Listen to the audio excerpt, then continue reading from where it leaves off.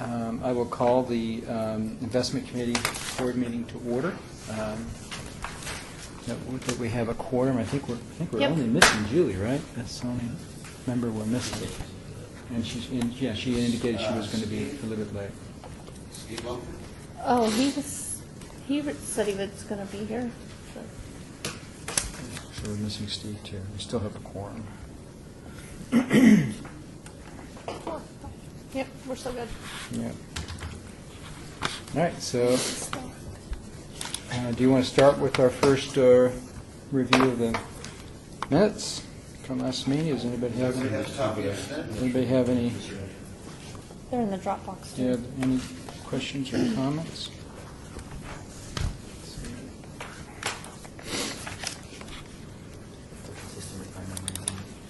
There they are.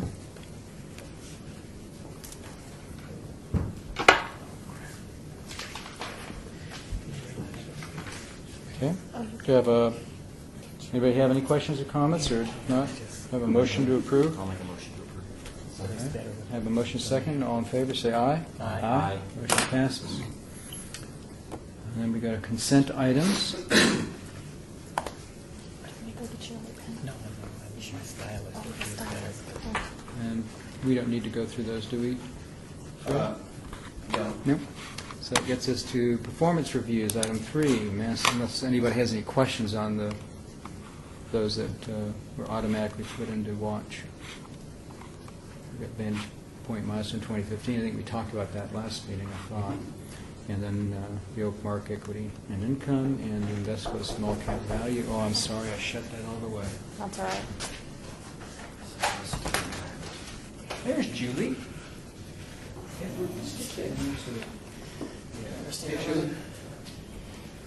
Or just ignore it. Move my stuff over a little bit here.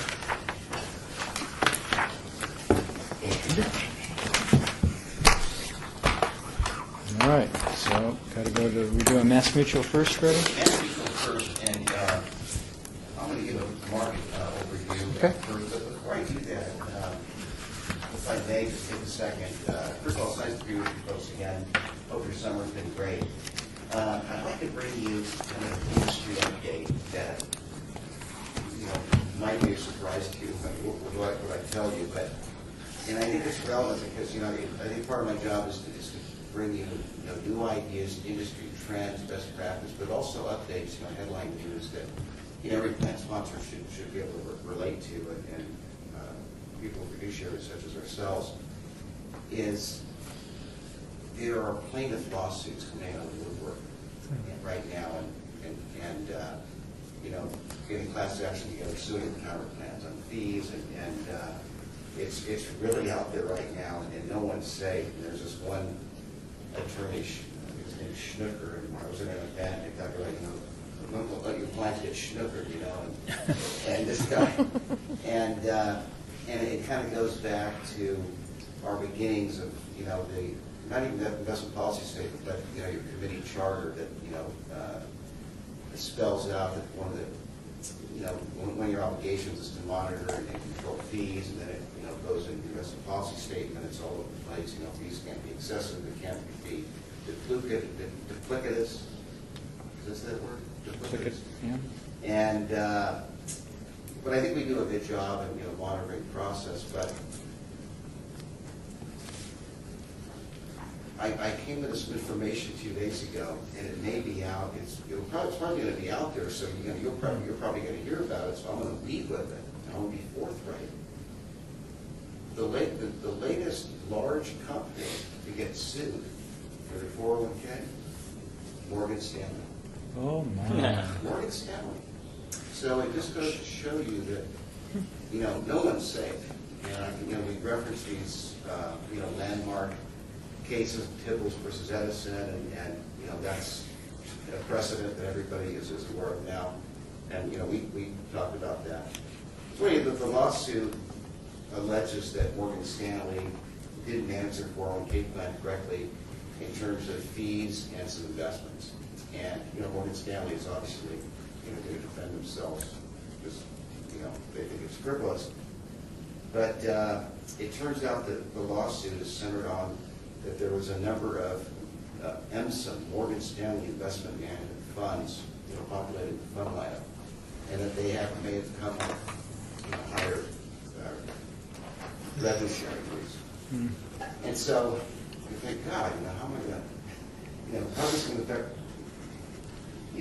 other committees? And so it's kind of like, it's no different from what you guys have when you look at, ICMA with all their Advantage Trust, funds in the lineup, or with Mass Mutual, they've still got a spattering of, those legacy Hartford funds. And, we go through the same process, just like Morgan Stanley's committee that's made up of, current, former, senior, executives and consultant.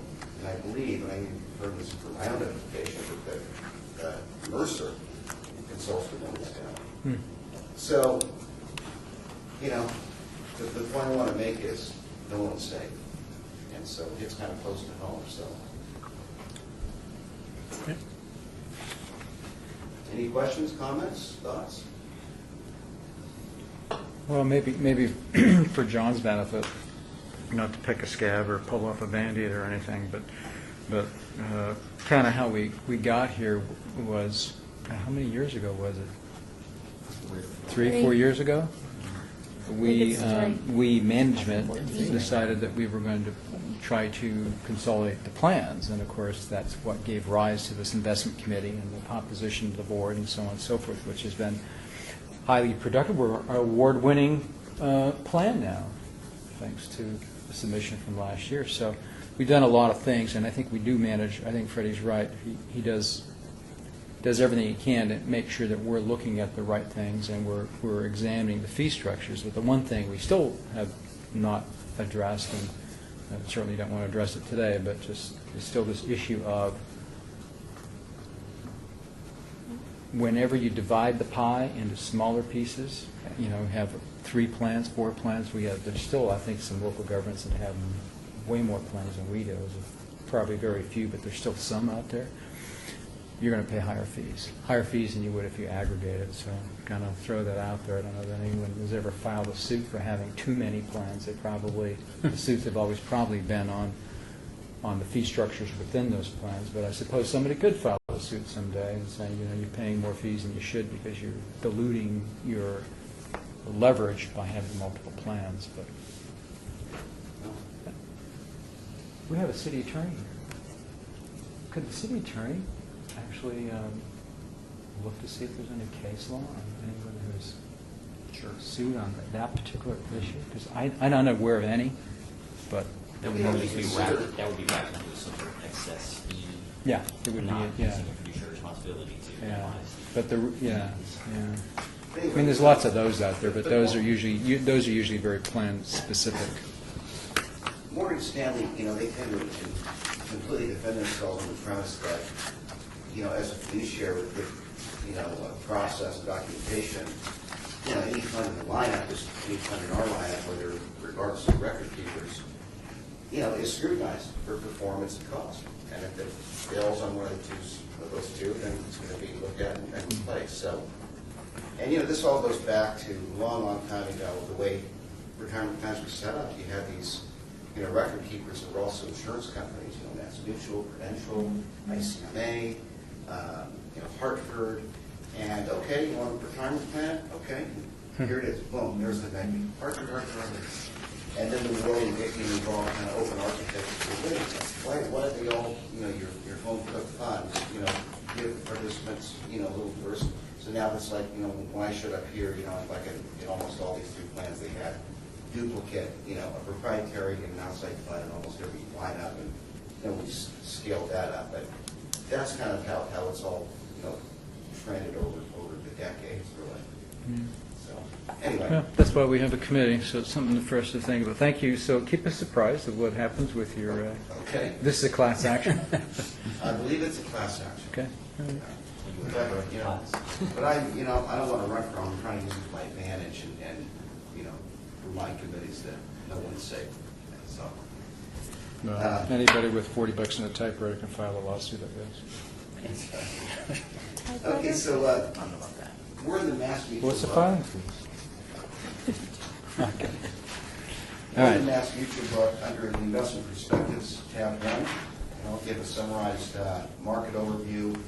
During the second quarter of 2016, global stocks and bonds generated modest and positive returns despite increased market turbulence. The historic decision by the British voters to exit the European Union shocked capital markets in June. While the equity and currency markets were expected to bear the brunt of the surprise outcome, both have taken the decision in stride thus far, trading above the levels reached in the week leading up to the vote. For the quarter, master limited partnerships and commodities were the top performing asset classes, while Japanese and European equities were the weakest.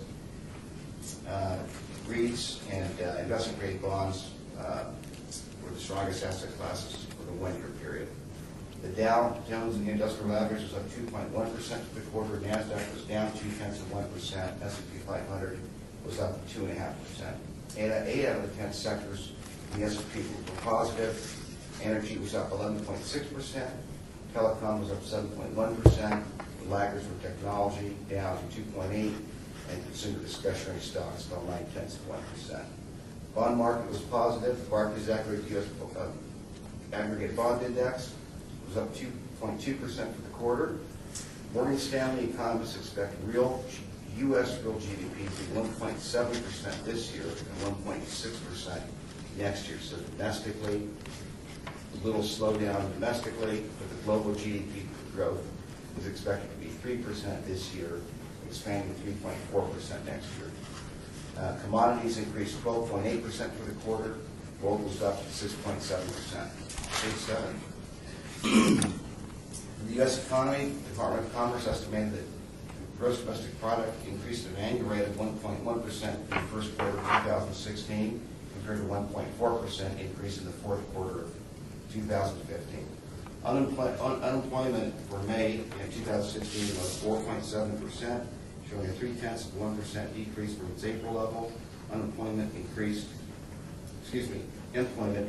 in healthcare and mining cut jobs. The Bureau of Economic Analysis indicated corporate profits increased 1.8% between the fourth quarter of 2015 and the first quarter of 2016, and fell 4.4% between the first quarter of 2015 and the first quarter of 2016. Inflation is low. The Consumer Price Index was 0.4% in April and increased 0.2% in May. Morgan Stanley economists expect 1.2% inflation rate for 2016 and 1.9% for 2017. Private sector housing starts in May. We're at a rate of 1,164,000. That's 10% above May of 2015. Food and retail services also increased 0.2% between April 2016 and May of 2016, and increased 2.2% between May of 2015 and May of 2016. The PMI, which is the manufacturing index, increased as it registered 53.2% and 1.9% percentage point uptick from the May reading of 51.3%. Page 8. We did talk about some equity market returns. From a style perspective, we've had some recent discussions about growth and value, that value is kind of starting to take some leadership. And for the paragraph, Russell 1000 growth was up 0.6% for the quarter, but the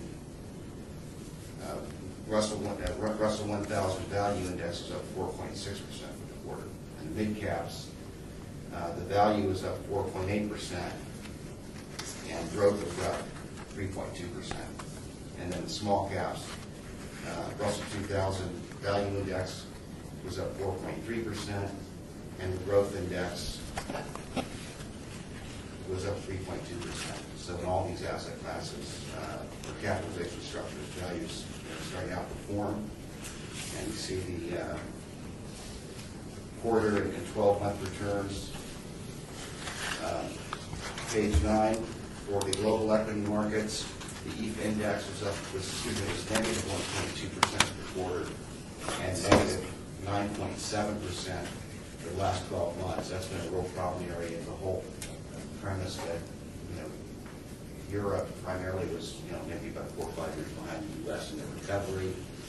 Going to be doing all this monetary policy, changes like we did, basically have the template for success, they would follow it. It's been very slow to develop, and it just is off what they're right now. Europe, there it is, down 2.3% for the quarter, down 10.7% for the last 12 months. Japan, 1% for the quarter, down 8.6% the last 12 months. And emerging markets, down 0.8% for the quarter, down 11.7% for the last 12 months. Page 10, for the bond markets, the Barclays Capital U.S. Aggregate Index up 2.2% for the quarter and up 6% for the last 12 months. High yield up 5.5%, 1.6% for the last 12 months.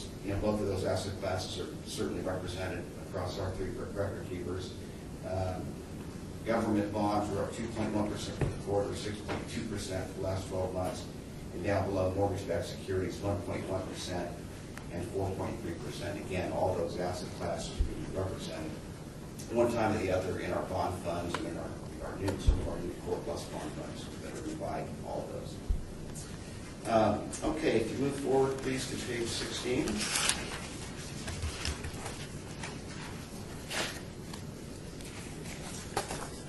There is the watch list.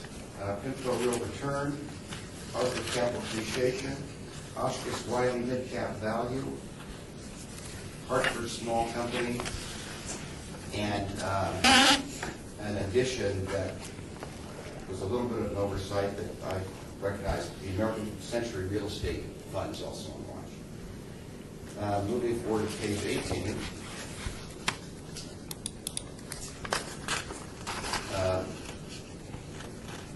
Looks like a pretty clean page when you consider where we started.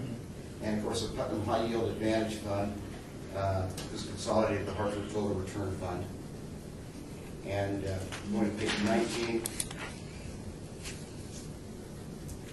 Again, pretty nice fund lineup. Going to page 25, please. Actually, go to page 23 if you would.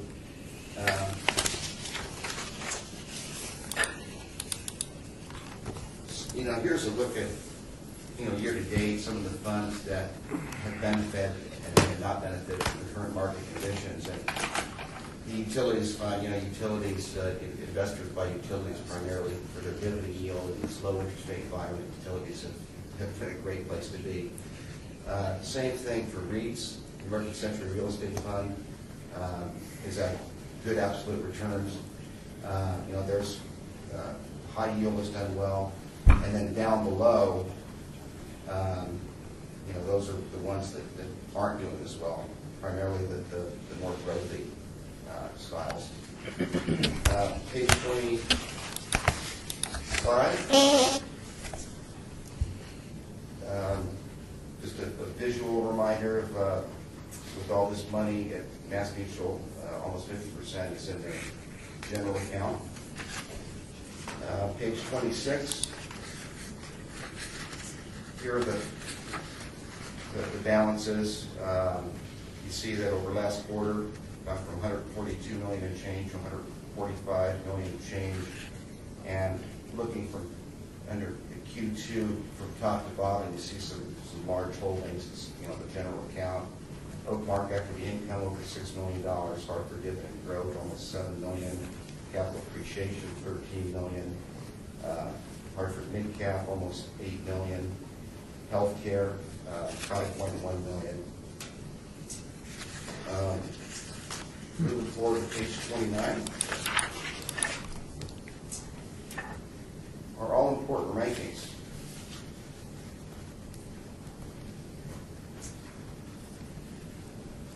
So the Hartford Total Return Bond Fund, trending nicely. Last quarter on the 3-year was 41st, it improved to 22nd. On the 5-year, last quarter 27, improved to 23. Now PIMCO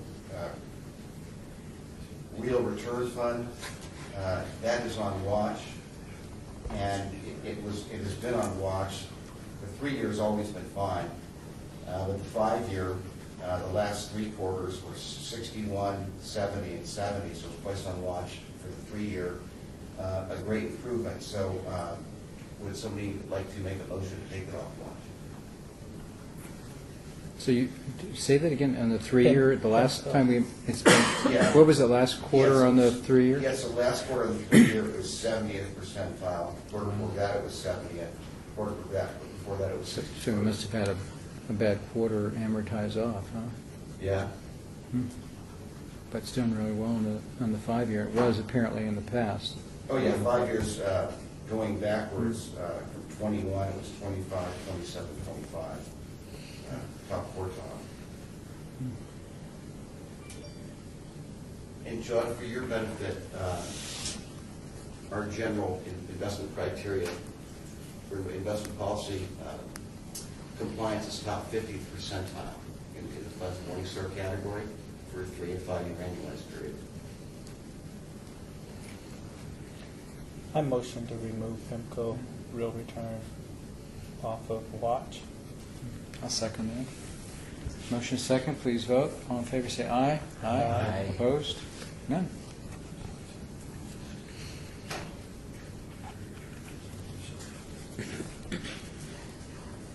Very well. Going down below, the Putnam High Yield Fund has been consolidated with the Hartford Total Return Bond Fund. And down below our retirement date funds, rankings are pristine.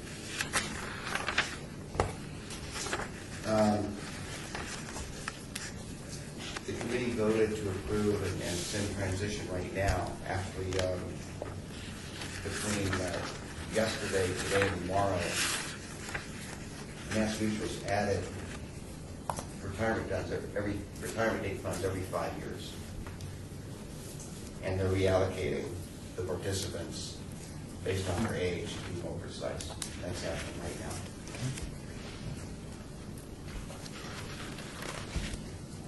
They've also made the target date funds the default investment options per the committee's vote. And they've acknowledged that in an email, copy to myself to give some more on. I don't know if you can answer that question, but I'm really curious. Why would anybody do the 2060 at this time? Yeah, that's a good question. So that was actually added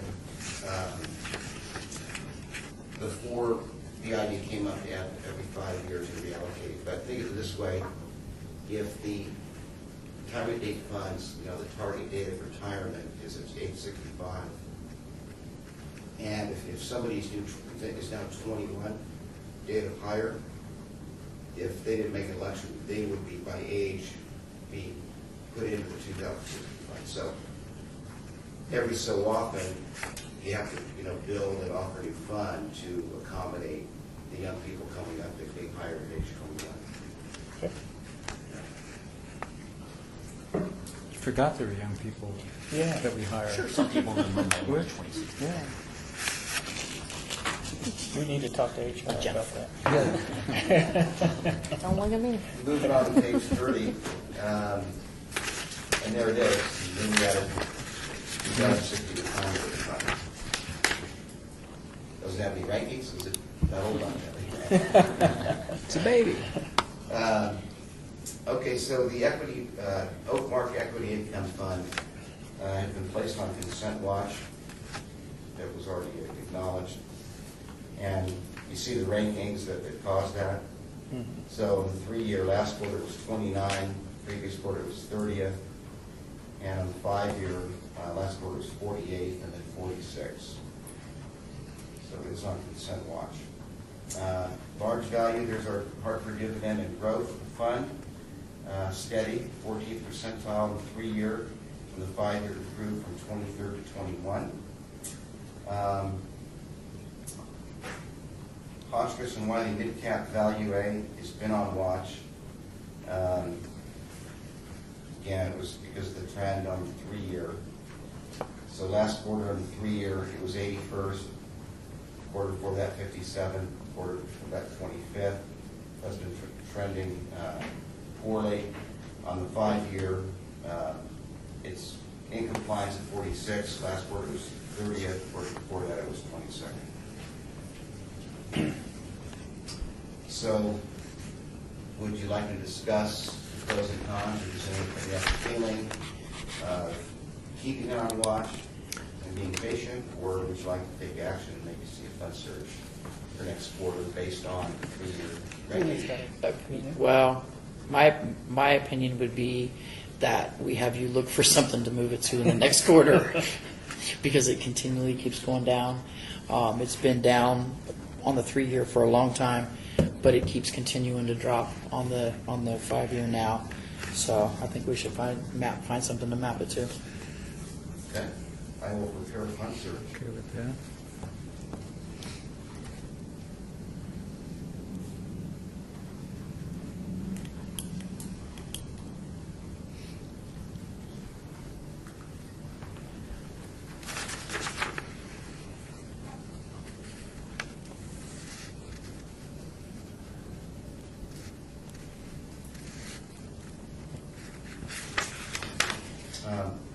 Moving down the page, Invesco, small cap value, also consent watch.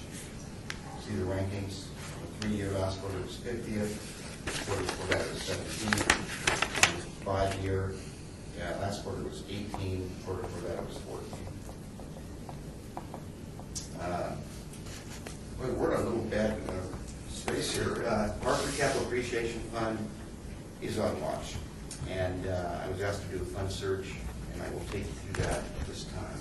Can we, before we leave Invesco, I mean, Yes. what was Invesco last quarter? Oh, okay, so Invesco was placed on the consent watch. Last quarter? Yeah, last quarter. No, Okay. I was just put on. Oh, this is the first quarter? Oh, yeah, yeah. Wow. So it must have been under on the 3-year, but over on the 5-year, and it just dipped. Right.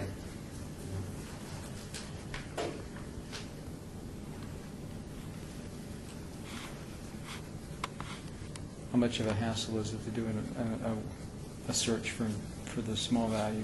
No hassle at all. Let's do that too.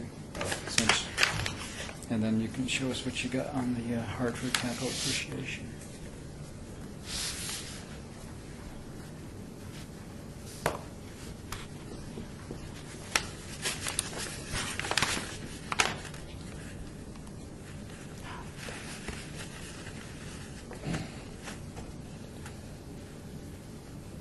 Okay, excuse me, so there's a large blend search. Yep. Jennifer's on it, thank you. If you go to page 5, first bit of data, Oppenheimer Main Street dominates this data set on the quarter, year-to-date, 1 year, 3 year. On the 5-year, Columbia is the best. If you go to page 10, you see the rankings. Oppenheimer ranks the best. You can see it in comparison with the incumbent. Going to page 13. Once again, 3-month, year-to-date, 1 year, 3 year, Oppenheimer is the most impressive. Columbia Contrarian is the best on the 5-year. But there's the rankings again. 3 and 5 is 5 and 8.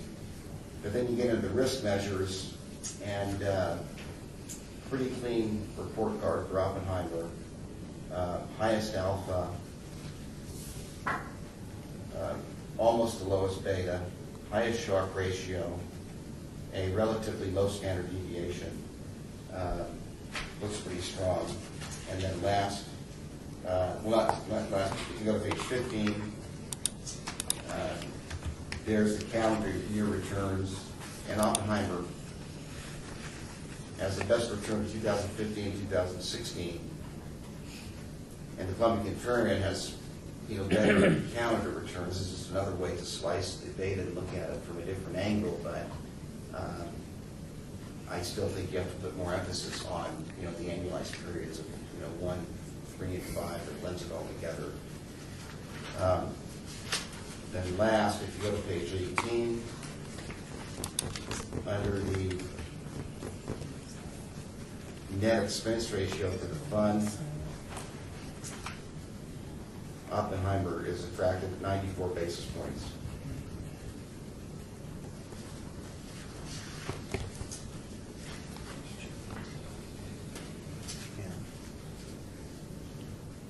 Well, I'll motion that we switch Oppenheimer Main Street, Hartford Capital to Oppenheimer Main Street. Capital appreciation. I think this is the first time I've seen Troll B1 fees. Is that? What is it? And what page on? 18. 12B-1B.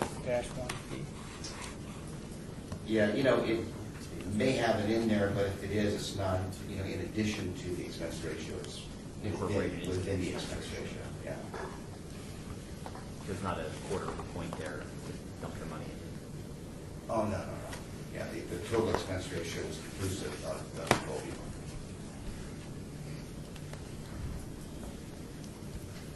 Edward, did you finish your motion? I believe I did. Yeah, Okay. I just wanted to have some discussion on the motion. This one is replacing the Hartford Small Company. No. Oh, Hartford Mid Cap. Capital appreciation. Appreciation? All right, I second Okay. that motion. Any more discussion? All right, all in favor say aye. Aye. Opposed? Nay. I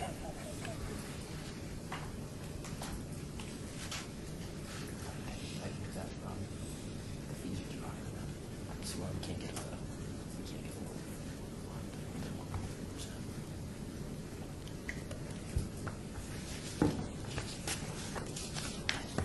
You want to share your nay? Yeah, he just whispered in my ear. Go ahead and say that. I think the fees are at 1.3%, 0.94 after they're still a little on the high side. But For the comparably, amount of But it's still but less than- comparably speaking, the Fidelity Advisors and the one that's significantly lower. Yeah. No, I understand, but the pool of funds that are out there in this category, it seems like there might be an option to find an expense ratio that's significantly lower. Yeah, well, here's the thing, John, and that's a fair observation. And, the public fees and costs can never be taken lightly. First and foremost, the fees, the performance is net of the fee. And it's true, you're going from a fund that costs 67 basis points. The participant isn't getting, competitive return for that. Even though it's less, there's not a whole lot of value in that 67 basis points. There's more value than 94. Now, Columbia Contrarian, there was also, I would think maybe the second most attractive fund in this lineup, to make a case for that fund as well, is the highest at 109. And so it's the second lowest in this lineup. So, in that context, it looks relatively competitive fee. I must be looking on the wrong. Are you looking at? On page 18. No, I am on page 18, but Well, you're looking at the. but I don't have Columbian Country, so I opened. Yeah. Second one, Columbia Contrarian. No, Oh, you're in the wrong one. no, I am in the wrong. Yeah, he's I in the have to be in the wrong. wrong. Yours, yeah. No, I was in the large. I've got to go down I did below the to same get to the thing. I large. thought it was in the large cap. Yeah? I thought Maybe- that's what I opened. It's not there. Do you see it there? No. I don't see it there. Are you? Are you on? There's two there for consideration marks. One was the first one and one's the third one in the list. Yeah, there's also a There's small four. growth fund for Massachusetts. We'll look at. Yeah, but I'm in the nation. No, nationwide. I'm in nationwide. You need to do math. Right there. There we go. At the bottom. Oh, I just kept seeing large gosh, too, so. I swear. I was like, I can match them all except the Columbian. We're having the Columbian. John, what are you talking about? Gosh. I wanted to be a contrarian. You know, I do like being a contrarian. Yay, okay. Boy, wrong plan. Believe me. Right search, wrong We plan? reviewed it for Mark's computer only. Okay, I see better now. But even the Colombian contrarians at 109.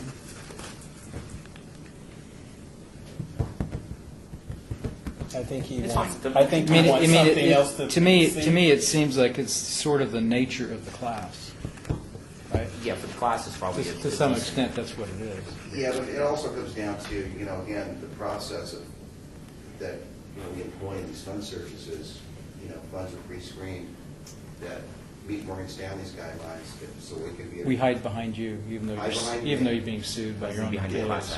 class act. John, we joke around here, okay? You can laugh, it's okay. He's not even paying attention. Yeah, but, You're looking at contrarian. Yeah. Can't find it. Good. All right. keep the words with three syllables. The motion did pass, but I think in fairness, everyone would want to hear what John's thoughts were. Okay. We dismissed them now, so we're good. No, thank you for being, I guess I'm just used to these index funds at 0.1%. well, that's why I mean, Yeah, and let's yeah, not go there. It's a personal thing. The index I'm with you, fund- dude. And index funds have their place, but you got to understand that, Vanguard fund at 19 basis points, there isn't really a whole lot of No. juice to pay any revenue sharing from the plan, so, yeah. All Okay, right. so motion passes, we're in place of Hartford capital return with Oppenheimer Main Street. Still on page 30, there's State Street, SP 500, rankings are superb, 9 and 8. S&P mid-cap index, rankings Yeah. superb, 11 and 10. Page 31, there's our AMG Manager Skyline, the small 4 category, 43 and 5. Gas mutual performance. And State Yeah. Street Small Cap Index, Is that on the main page? Yeah. improved on the 3-year from 47 to 40, and on the 5-year improved from 45th to 39th. There's a Mass Mutual Select Growth Ops Fund. So on the 3-year, Mount Pretty at 69, last quarter was 67, quarter before that it was 32nd. On the 3-year, 33 is fine. However, last quarter it was 20th, quarter before that it was 6th.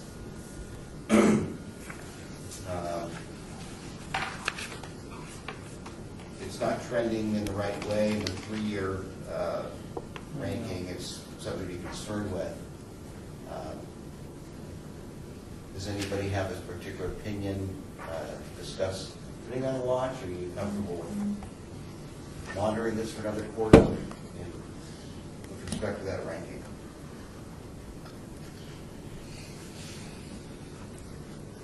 When we first started this process, we had quite a discussion at length. There were some funds that we looked at that were not both in the red, both in the lower. We didn't have both numbers in the lower. We did not put them on the watch list at the time, but we monitored them. As soon as they hit it, then we put them on the watch list.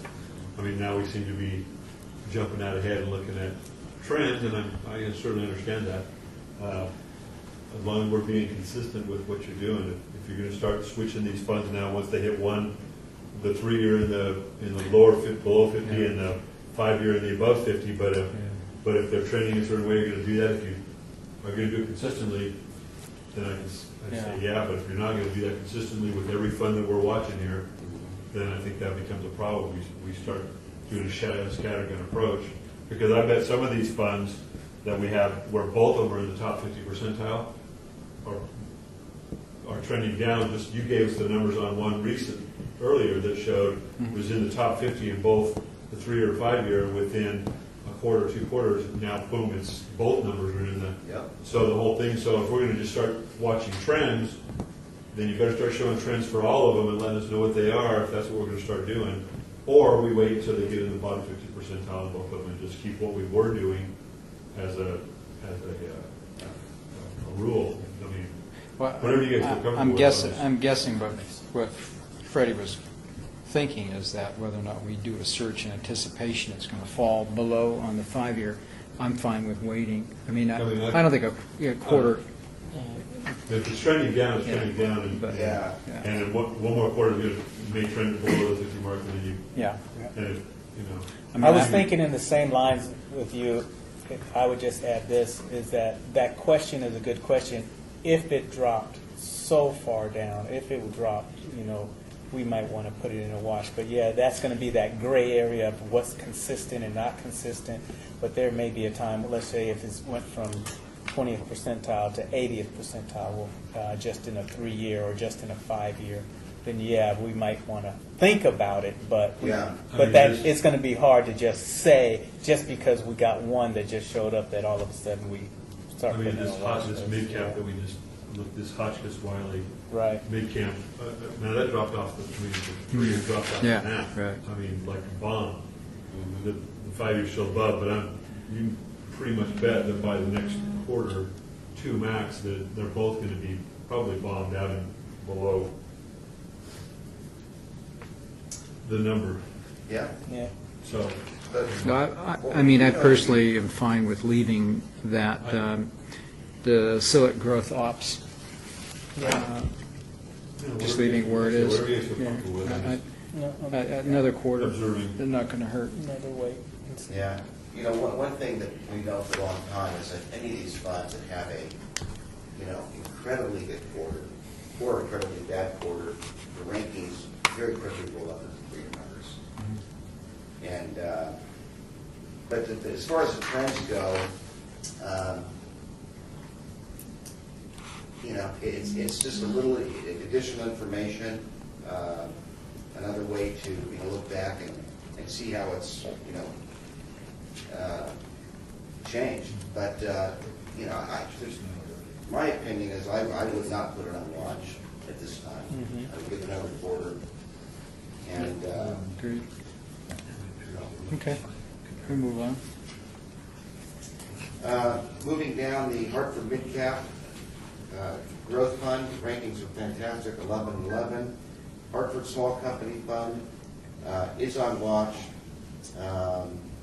Declined in rankings again over last quarter. I was asked to do a fund search, and the declining rankings over last quarter still validating its trailing search. So we got small growth here for Mass Mutual.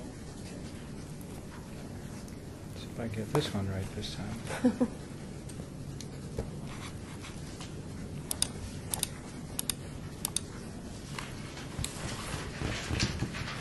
And we'll start on page 5. And the Artisan is the best for the quarter. Year-to-date, Prudential Jennison, 1 year at Prudential Jennison. Again, goes to show you how bad the small growth area is done for those returns over the last year. Over 3-year, Invesco is the best. Over 5-year, Artisan is the best. And again, the small cap category is always going to come with a higher expense ratio than the large caps.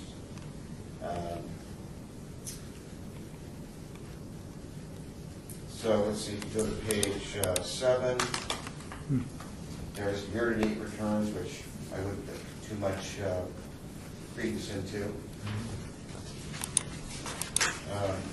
Page 10, there's the rankings, where Invesco looks the best at 14 and 15. Page 13, you can see again, over 3 months, the Artisan is the best. Year-to-date, Prudential is the best. Over 1 year period, Prudential is the best at down 6.46%. 3-year, Invesco is the best at 9.30. 5-year, Artisan is the best at 9.47. There's the rankings, the best for Invesco, 3 and 5 are 14 and 15, but the risk measures are very much in Invesco's favor. High alpha, second to lowest beta, highest Sharpe ratio, second to lowest standard deviation. Page 15, there again, those calendar year returns.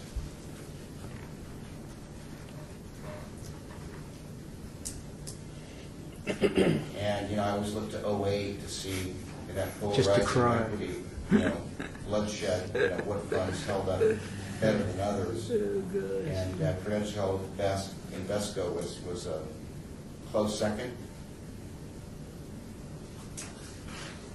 And then finally on page 18 is the expense profile. The incumbent is least expensive, and Invesco is 120.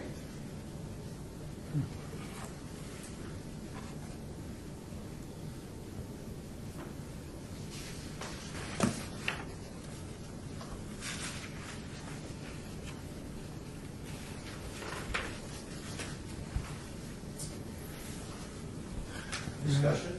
It's kind of, if we're going to make a change, I think it's kind of between Invesco and Prudential, but I kind of like Invesco, though, as John will point out, the fees are high. These are high, but I'm looking at, they significantly Yeah. outperform the S&P 500. Yeah. Well, we're not comparing the S&P 500. Yeah. Let's compare it to Russell 2000 Growth Index and the Morningstar Small Growth category. Because that's, Well, they outperform both, actually. Yeah.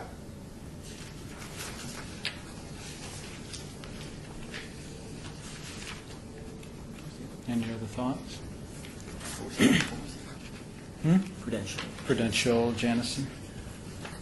For Invesco?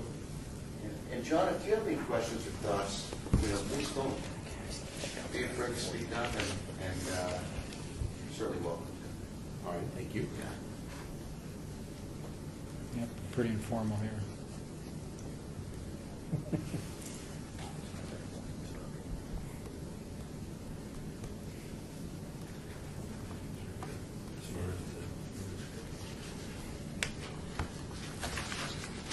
Since 05 is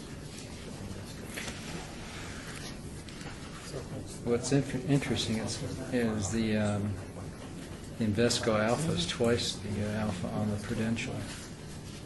Everything else is, the Sharp just slightly better. Yeah, the risk measures are Yeah, Because it's staying pretty steady. everything else is pretty, It's right now today, but Do you have any commentary on the the better one out for of the the managers? managers, the cheaper. So you're looking at all the fun fact sheet on the sheet. About the Prudential. I didn't get that for that. For the Invesco and I'm Prudential, just curious, because down there? they get a new hot shot in there. and they do well for- Ranking against computers. Yeah, that's one of the screening criteria for What is it? management. As opposed to 14 and 15. But you're right, sometimes you get a new manager and they But start it's, making but it's stayed, it's managed to stay pretty steady all the way through the 1, 3, and the Jump 5. into it, and then they get great Whereas for a year. the and then all of a Invesco sudden, one had the biggest dip their on short-term the play doesn't 5, pan out in the long term, and they do it for a year, and everybody dumps their money. and it's less It looks like expensive. Invesco's people have been there for quite a long time. That's I can't, kind for of- some reason, it's chopping off. They've all been there before 2010. Yep. If you look on starting on page 20 in the fund fact sheet, you see manager tenure. Yeah, so Artisan is 7.65 years. yeah, average manager tenure in the fund Yeah. information. What page is that? So Invesco, started 20, Invesco's average is 10.6, and Prudential is 9.4, so they're very close. Although the Hartford small company with the replacement is 11.25, so this guy's got to retire. They're dinosaurs. All right. Any other thoughts?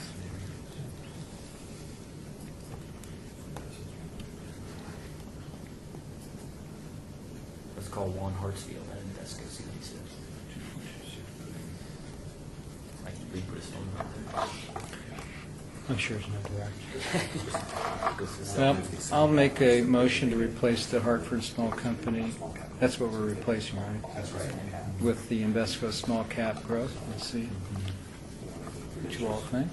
The so far I'll second that. They already own it. Got a motion, a second. Any more discussion? We're replacing, replacing Hartford with Invesco Small Cap Growth. Any more discussion? All in favor, say aye. Aye. Opposed? All right, passes. Okay. Isn't that funny? Yeah, they're a new REIT. Yeah. Okay, moving down to the Didn't see that. large foreign blend. Here's our MFS International. Take a photo. All right, hang on, we've got to catch up to you now. American's capital world growth and income is being replaced with Hartford Global Growth. In utilities, MFS Utilities is being replaced with Franklin Utilities. And Hartford Healthcare, rankings are fine, 13 and 21st. And on page 32, American Century Real Estate has been on watch. And again, it was because of the 3-year number. However, it's now in compliance and can be taken off watch. And we need to vote on that to take it off watch, right? Yes. Motion to remove it off the watch, American Century Real Estate off the watch list. I'll second. All right, motion is second. All in favor, say aye. Aye. Opposed? None. Okey-doke. Relief is here. That is slowly. Do they still have that commercial? I don't know. And that concludes the Yeah. review for Mass Mutual, all right. Who's up next? We got ICMA. ICMA. Ice cream, man.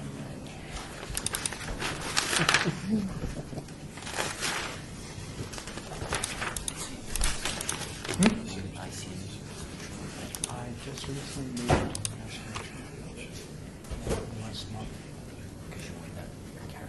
Yep. Finally into the dark side. Takes management of my portfolio. ICMA will start on page, Now I have this ballast of 4%. start on page Anyway, 16. that becomes a problem, so we have no inflation. Yeah, right.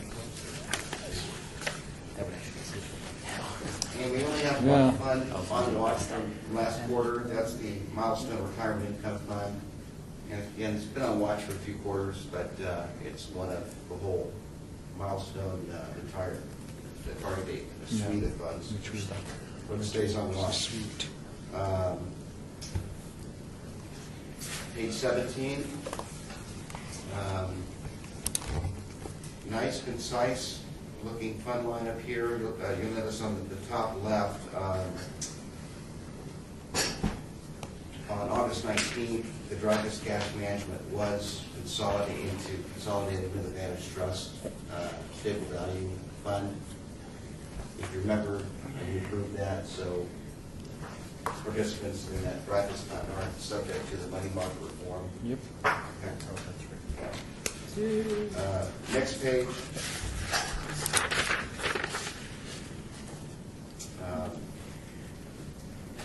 The only addition here is that in the small cap value box, the committee did vote to approve of the fund surge, and we'll be adding the undiscovered manager's behavioral value fund that also happened on 8/19. Going to page 19. Some pretty good returns for the quarter. You got the Western Asset Core Plus, 3% for the quarter, 562 year to date, 672 over 1 year. Pretty strong. Invesco Diversified Dividend, 347 for the quarter, 892 year to date, 892 for 1 year. Again, that's a value stock, or value fund, talking about values getting better. Page 22, there's a Wells Fargo mid-cap value, up 8.26% year to date. Net 20. Going to page 22, Oh, that was ahead. here again, it's just a visual of some of these funds in the lineup that's benefited from either low rates or the value style trends that's taking place here. And then down below, you've got funds with the word growth in it that aren't doing well. Growing tumor. Yeah. Go to page 26, excuse me, 25.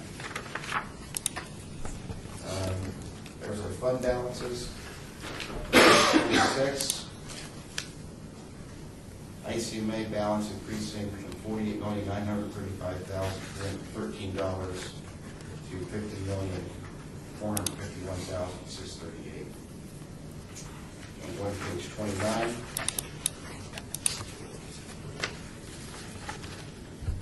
These are rankings. Now, there's something I'd like to, before we get into the performance, I'd like to give you an update on something very positive that's happening within ICMA. And so it affects, so if you look at the ICMA fund lineup, and we talked about before, all these Vantage trust funds and Vantage point funds, they're proprietary funds. And they are essentially a bucket of money that's invested in something called a collective investment trust. And so your ICMA, you got the city of Las Vegas, the city of Henderson, and all these municipalities that are your clients. And so that all the participants, try to get economies of scale, they lump all these clients' money together and combine it to get scale pricing, and then give this money to a large value strategy or large growth, whatever the case may be, to whatever fund company. So essentially, they take the money in that trust and they invest it inside this mutual fund. And that's the way it's been done for a long time. And so there are certain fees associated with that, and of course the benefit of being in a fund, or what's called a registered 1940 Act mutual fund, is that there's a ticker symbol, and participants can look at the paper on Sunday and say, oh, there's my Fidelity Growth Fund. And there's, there used to be a big emphasis on that, that gave us people a certain level of comfort. But that's not so prevalent anymore. So what ICMA is doing, effective October, is they are deregistering the funds that are held inside the Vantage Trust, essentially taking this money and backing them out of the registered vehicle. So in doing that, instead of funds having a ticker symbol, they'll be identified with a CUSIP number, something that should be immaterial, really. The other thing about that is that because the funds won't have a ticker symbol, participants won't be able to go on the paper for so, compel and do so and track the investment. It's still tracked on the statement, this is the website. But here's the benefit. ICMA projects that they will deliver about 4 to 6 basis points in cost savings because of not having the registration fees associated with being in the registered vehicle. So, and the city got, mandates on it, did some more who I work with, is well aware of it. So there's nothing the city has to do. It's going to be done automatically. And again, that's only the funds inside the Vantage Trust funds. There's also funds in the lineup that aren't part of the Vantage Trust, that have their own name. You can see very clearly. So that's a positive thing. That's a positive thing. Any questions? Concerns? Okay. Well, I'm here to say that's a good thing. The next thing I need to tell you is that when I found this out, my first thought was, well, are we going to be able to do reporting on them? And it turns out we are. And so we had a number of different conference calls with people within my back office at Morgan Stanley and the folks at ICMA. And it turns out that, Morningstar has a whole database of collective investment trusts, just like they do registered funds. That's where we get our fee every quarter to present, the data to report our funds. So, Bless you. Morgan Stanley has their criteria to screen managers and approve them. And so Morgan Stanley let ICMA know the types of data that will be reported to Morningstar to get the appropriate data feeds so they screen through our approval process. So that's all been taken care of. So that is good news. So next time, so the funds are being changed in October, the conversion from mutual funds to CITs. So when we get together and review the fourth quarter in January, we will be able to identify and quantify that cost reduction in the CIT line. So, now, in the midst of doing this, go through these gyrations to understand and move forward with the CIT thing, in talking to ICMA, I realized that within the managed trust funds, there was some inaccurate fund symbols being reported on, going back to the date that we started with ICMA. So we had of all the managed trust funds, we had the T share class, and we recognized this and made the correction and updated it with the correct share class, which was the investor share class. So the T share class was generally 25 basis points cheaper than the ING, the investor share class. And so we went back third quarter last quarter, replaced the T shares with the investor share class. The investor share class is appropriately represented in this book that you're going to see here, and I can show you any funds that might be under pressure. I can show you the trends from last quarter. But what I can assure you is this: it does not minimize any of the good work we've done, and it also doesn't invalidate any of the decisions that have been voted on for watch list funds. At worst, it would be if the fund was, close to, let's see, on the 50th percentile, because it had a cheaper share class with a more expensive share class, about 25 basis points, we would have gotten the same place, maybe a quarter. So that's what I have to tell you.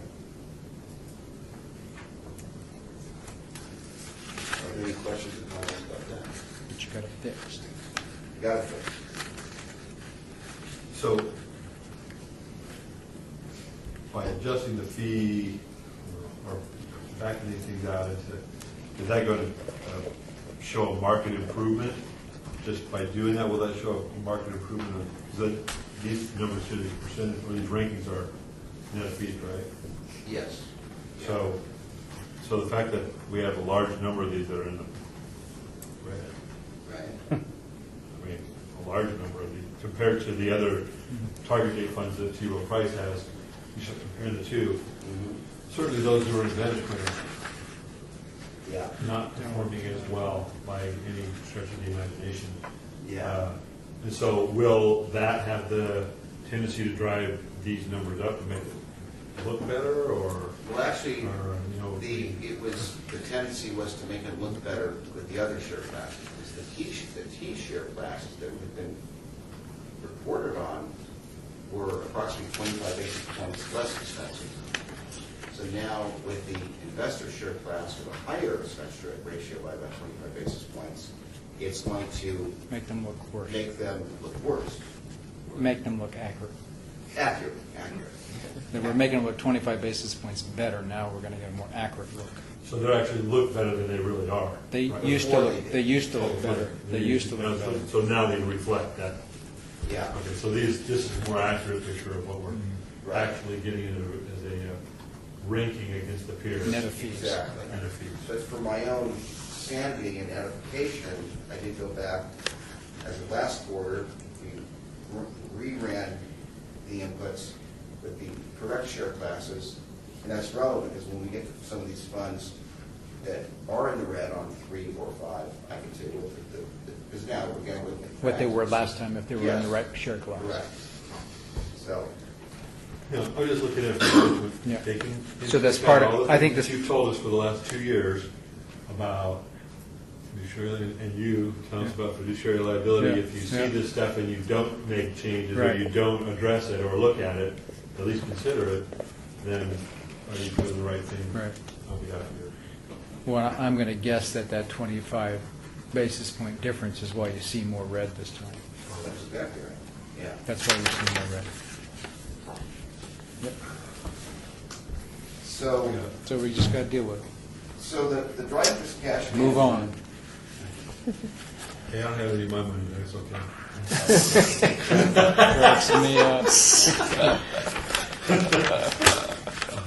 Just wanted to point it out, though. God help me. Okay, so on page 29, the driver's cash management has been moved to the Mayor's Trust Fund. The Western Core, now again, just to point out, Western doesn't have the Advantage Trust Advantage Plan credit, so it's not affected by the CIT conversion. And these have been reported accurately the whole time. So Western Asset Core plus second percentile, third percentile, Vantage Point Inflation Focus Fund. So last quarter, even with the correct share classes, ranked 45th and improved to 36. And on the 5-year, it was 38th, improved to 31.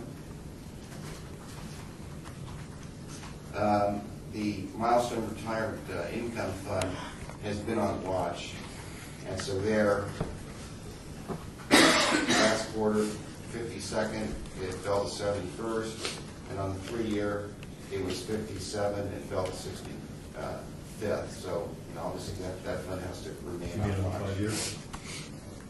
Pardon me? You mean on the 5 year? On the 5-year, it was, last quarter was 57th, it fell to 65th. So obviously, that fund has to be kept on watch. Now, the Milestone 2010 fund has been added to the consent watch list. Last quarter, it was 50th, it fell to 69th.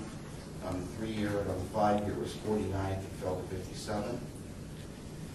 The 2015 fund, last quarter was ranked 33rd on the 3-year, it fell to 52nd. And on the 3-year, last quarter it was 40th, it fell to 49th.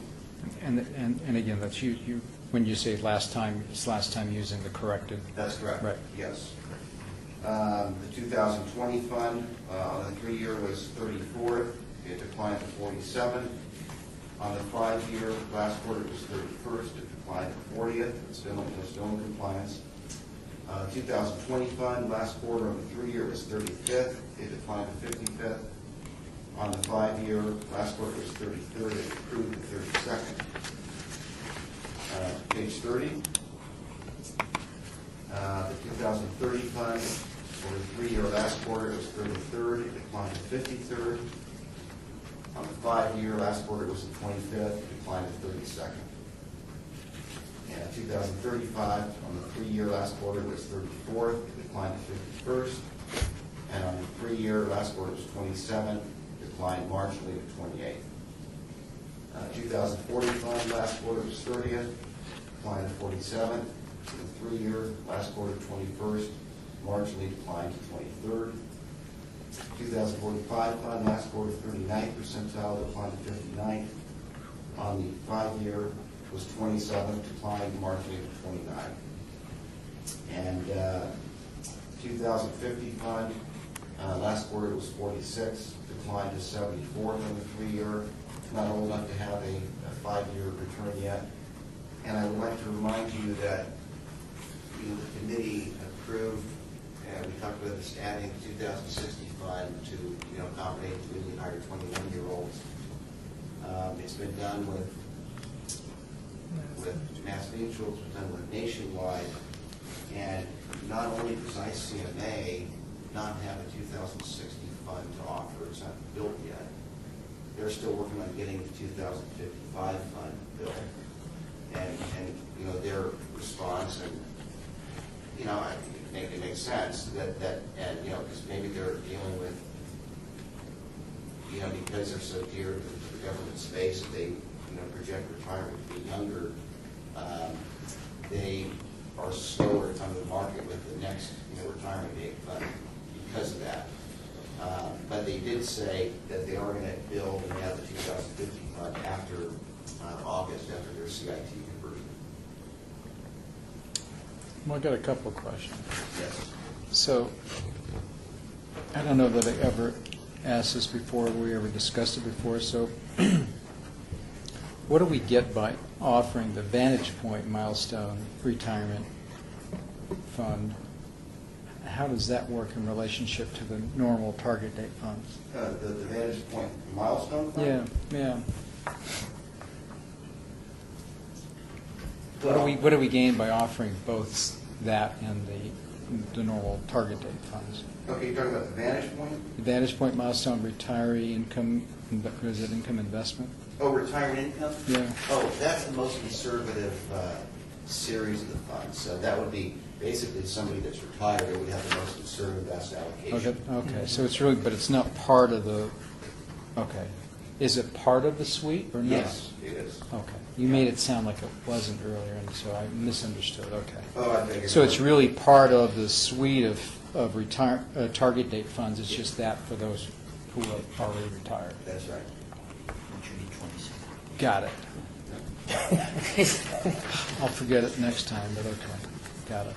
Okay. So you can just call this like, for the quarter, like, it's just a paper loss, right? That's right. So what do you Just like what do you paper. think about this suite of retirement funds here?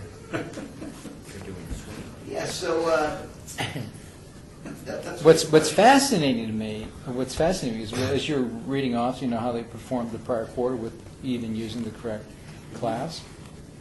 They were all weren't that great. they were doing well. They weren't great, but they weren't all. I mean, weren't all in the red. they were in the green. They were in the green. So Yeah. Quite a drop.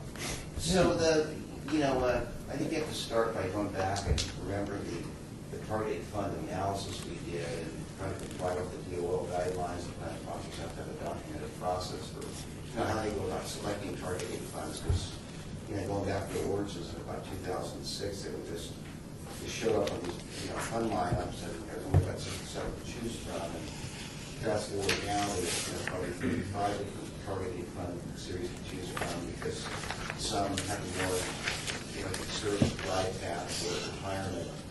They come in at under 50% equity allocation, and others are managed more aggressively and have higher equity allocation and you get through retirement. And so you do an analysis and have a report that's a paper trail to support the decision you made. And it was determined with a lot of conviction for the city because you get average account balance of over $90,000. Participants that have been out 5 years or more get that was first benefit, defined benefit plan. So the kind of thing they can take more equity exposure to balance that all out. So the question is, and so in targeted funds were our default options. So nationwide they didn't even have targeted funds. So we added the T. Rowe Price funds to be compliant with. Because T. Rowe Price are famous for through retirement. See the rankings in the T. Rowe Price. We funded those T. Rowe Price funds with those underperforming asset allocation funds with the nationwide, so that's great. Within Mass Mutual, they had the terrible State Street Index funds that were managed to retirement. They were ranked like in the 99th percentile. We replaced them with the #1 ranked T. Rowe Price funds. So you've got more appropriate. However, in the ICMA, it's a long answer, but I just want to give you a comprehensive we're look waiting. at. We're I'm waiting for sorry. the answer. I'm sorry. That we did the analysis, and the milestone funds are considered through retirement funds, so they kind of fit the type.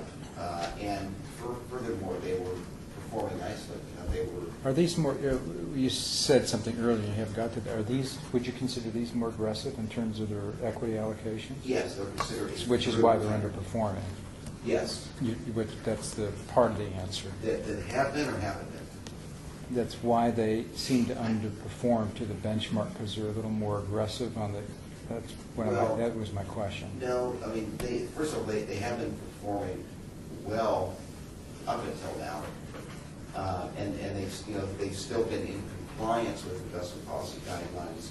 So, but they're probably not as aggressive as T. Rowe Price funds in a high equity market. T. Rowe Price is going to rank the highest, which they do, and we can see that.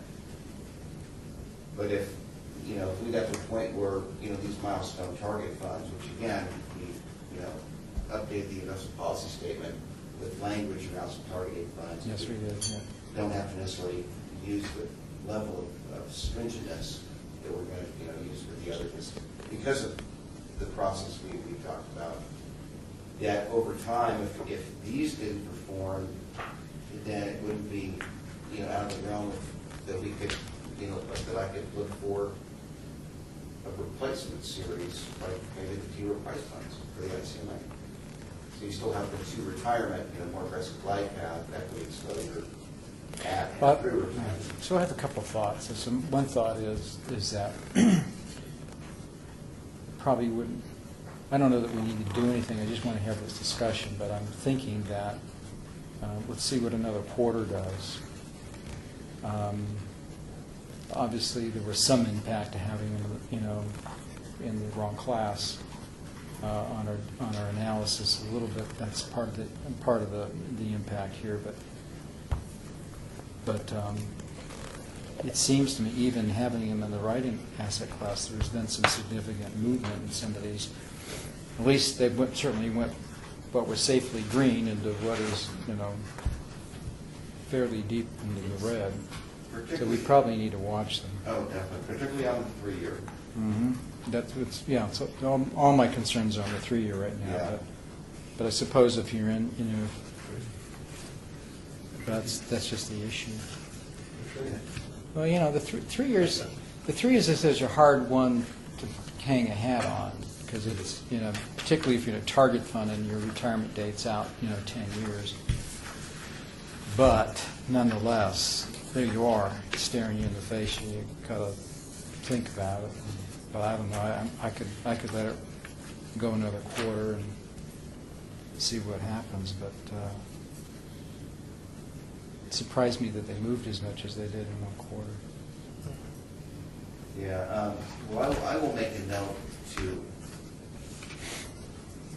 monitor the target date funds and continue discussion next quarter. How much money do we have in these funds, by the way? Rather than me look, you probably have it. It's significant because we funded them with those underperforming asset allocation funds. It's in here, right? And I just got to go up. I just got to go up. 825. So yeah. So when I look at all that, yeah, it's.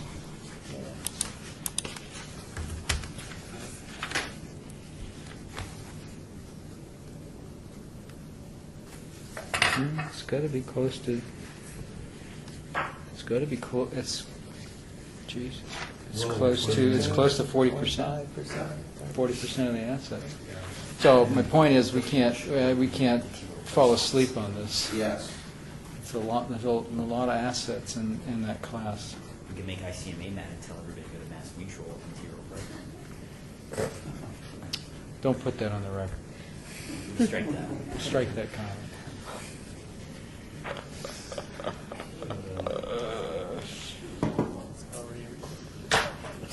Although it could be an opportunity for such a It's in thing. my notes. Highlight.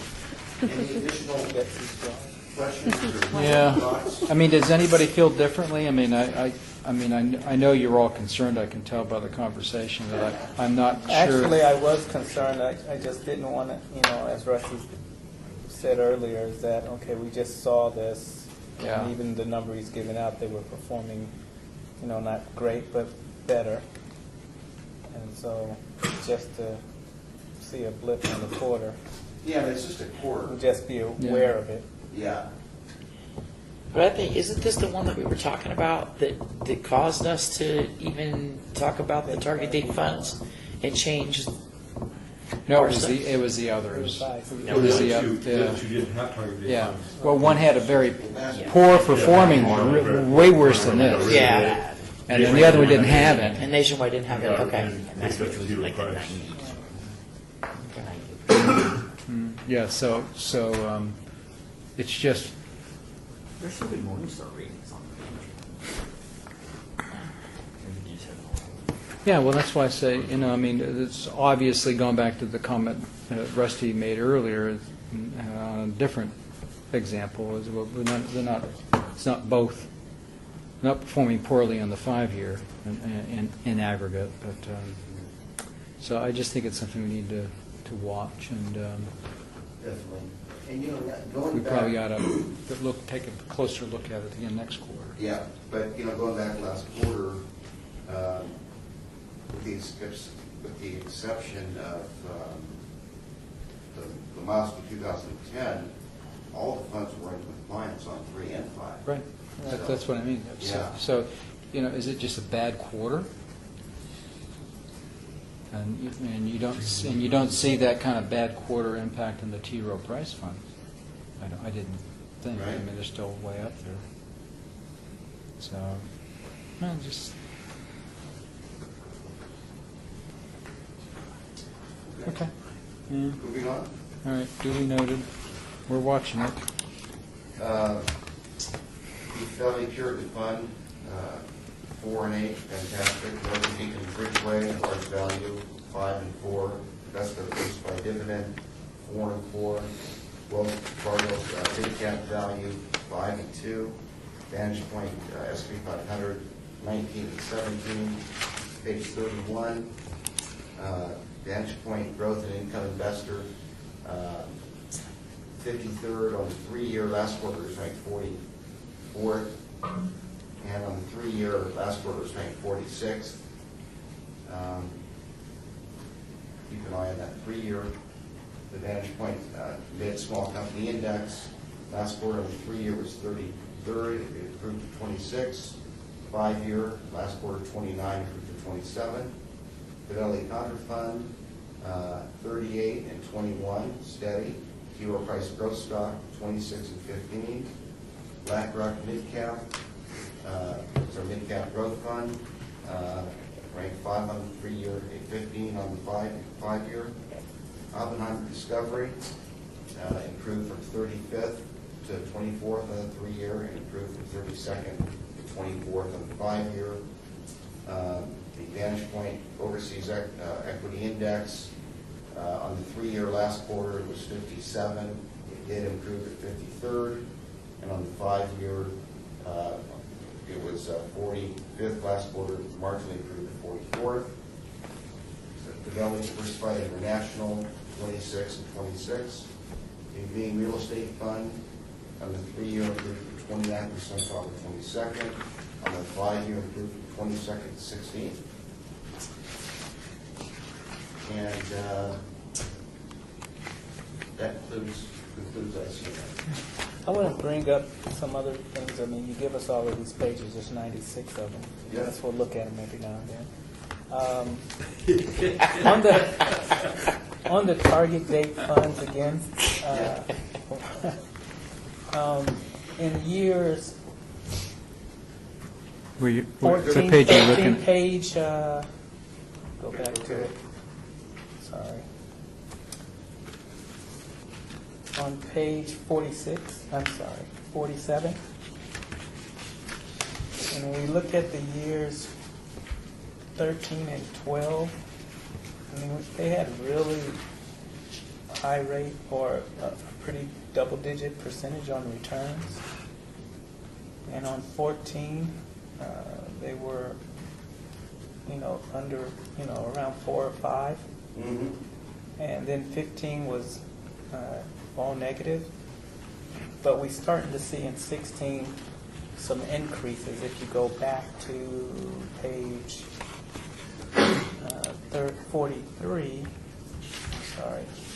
42,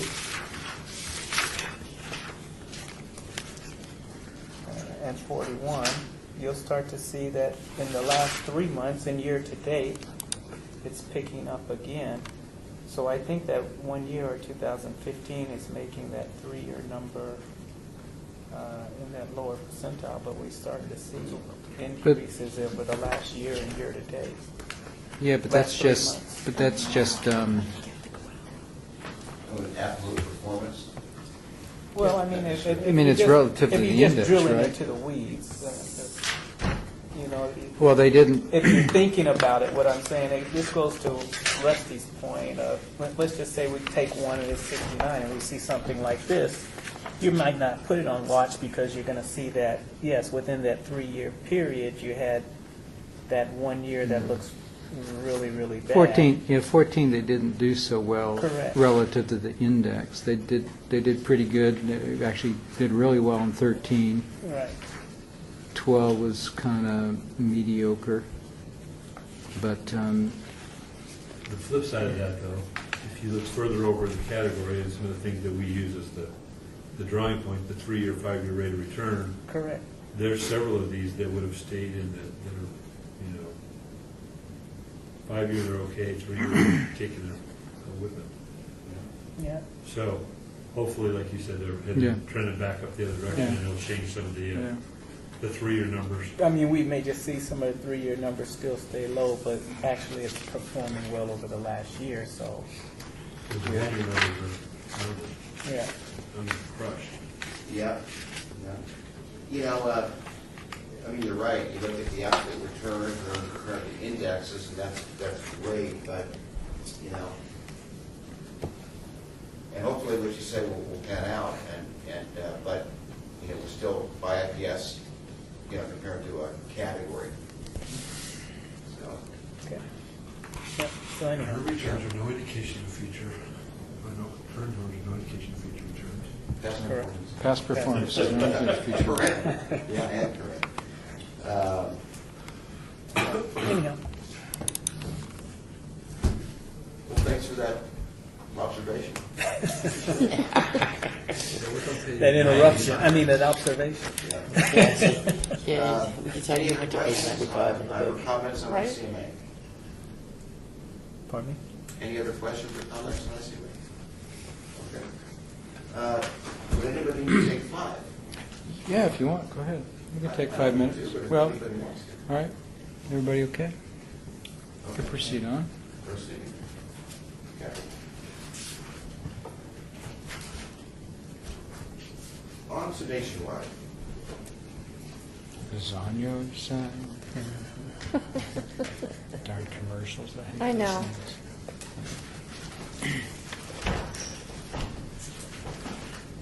What was a weird commercial I just saw with on Nationwide? Oh, it was the country western singer playing the song. Chicken parm. It's a Nationwide term. I never forget it. Never mind. Oh, yeah. Okay, start with page 16. I was the Oh, Australian. that's married to the Nicole Kidman. Nicole Kidman. What the heck's his name? Keith Urban. Oh, that's it. No, that wasn't Keith Klein. Was that Keith Urban?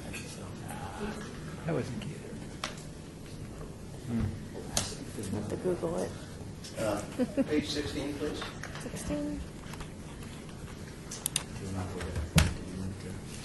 So there's our Yes. watch list. Columbia Select Large Value, Fidelity Advisor Diversified Stock Fund. Next page, page 17.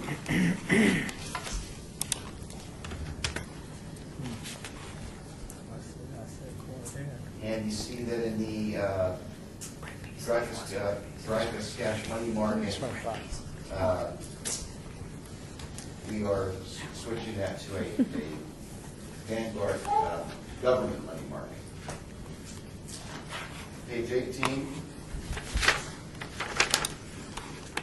In the mid-cap lens space, the Oppenheimer Main Street mid-cap was consolidated with Nationwide Mid-Cap Index. And in the foreign category, the American funds, Euro-Pacific, is being replaced with the Ivy International Core Equity Fund. That was done also on July 18th.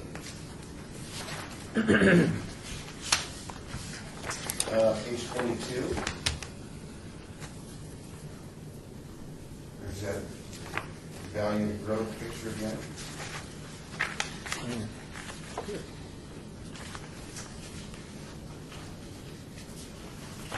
Can I stop you for ask Yes. a question? I'm jumping back to Mass Mutual for a I second. assume they are Mass Mutual. mass.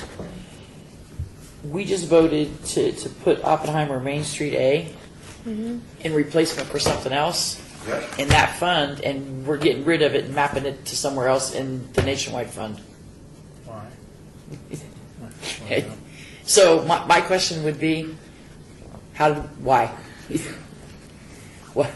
Why would we send money in one fund into that fund, and in this one, we're going to pull it out and put it somewhere else? So in Mass Mutual, we're replacing, it was voted to replace the Hartford capital appreciation on the Oppenheimer Main Street Fund. Correct. Well, And now we're proposing to get rid of it here and move it somewhere else. So I guess I don't understand how it can be performing so well to add it here, but so horrible that we've got to take it out of here. okay, so I acknowledge what you just said for Mass Mutual, and now we're on in Nationwide. I don't think we're taking it out. And what page and where are you going to? Oh, I was looking at the selections. For Nationwide? Right. That was my first thought. One of the selections. Oh, yeah. Yeah. In Nationwide, yes, we're doing a large blend search. And one of the candidates is the Oppenheimer Main Street. Yeah. So I'm saying Oppenheimer Main Are they Street the wasn't. exact same funds? Let's see here. Yeah. That's the question.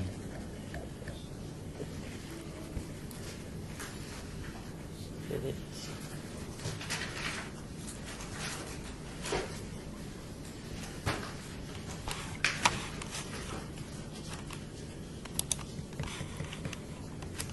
So,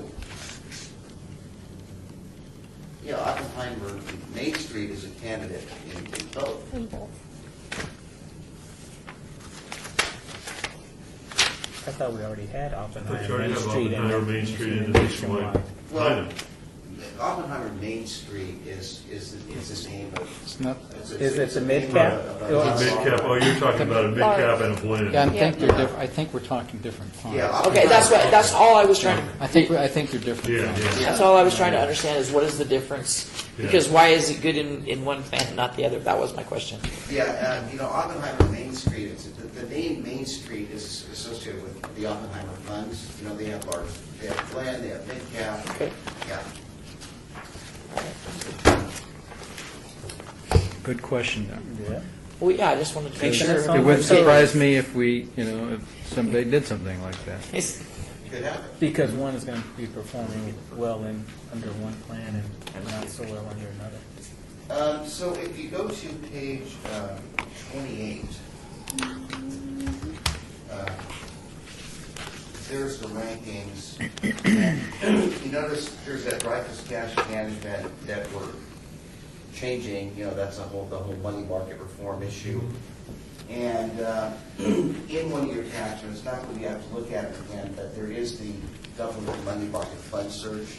So we'll let the minutes reflect that the committee, via email, that the minutes will retroactively reflect that the committee made a decision to approve replacing the Dreyfus with the Vanguard Federal Money Market Fund.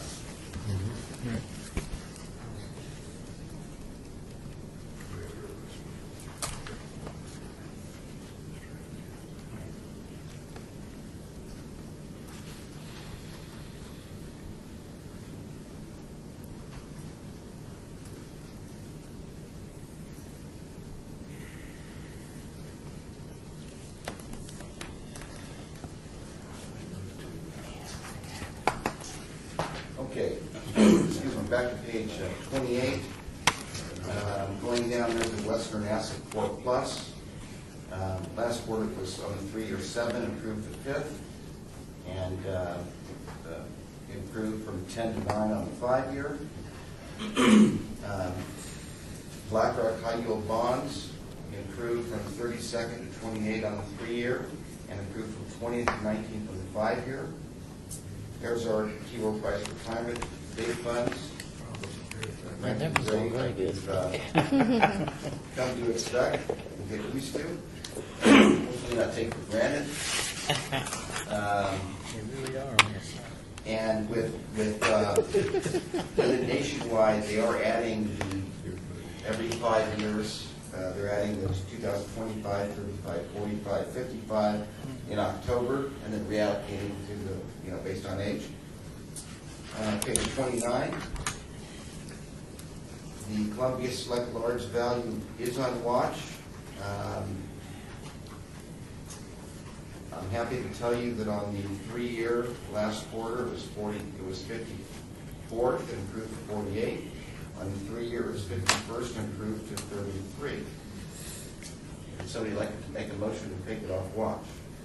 Motion to take Columbia Select Large Cap Value A off of the watch list. I'll second. All right. Got a motion and a second. Any discussion? All in favor, say aye. Aye. Opposed? All right. Take it off watch.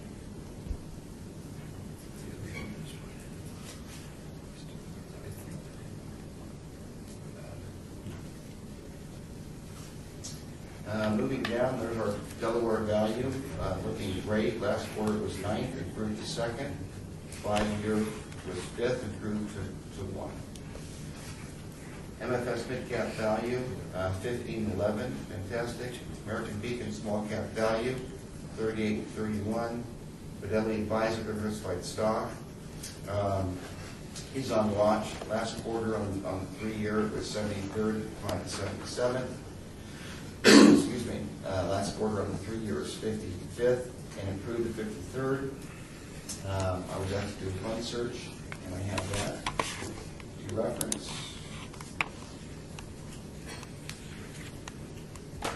That is the large blend.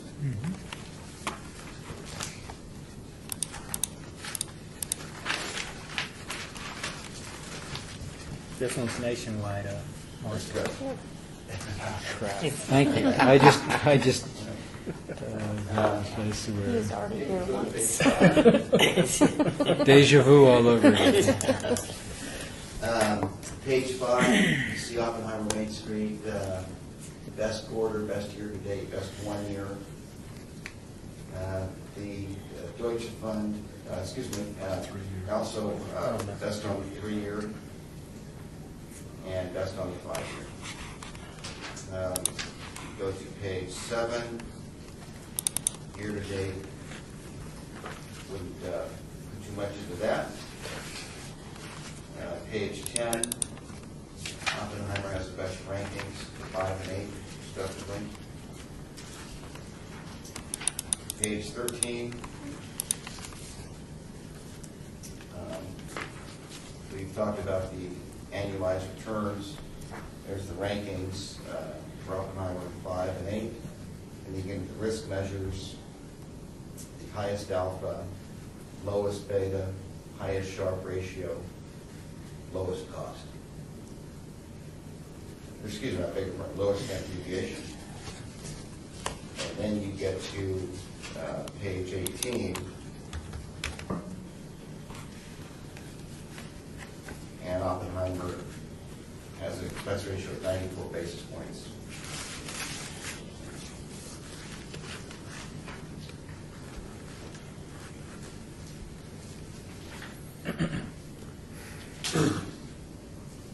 Discussion? Questions, concerns?